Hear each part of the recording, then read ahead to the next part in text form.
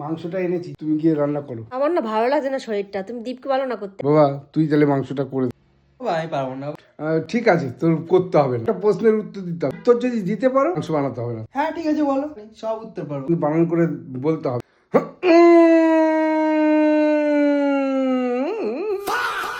আমি মা কোনো প্রশ্নের উত্তর দিতে পারবো না ভাই, বানাতে যাচ্ছি। বন্ধ কর বন্ধ কর বন্ধ কর। अपनी तो जैसे तैसे थोड़ी ऐसे या वैसे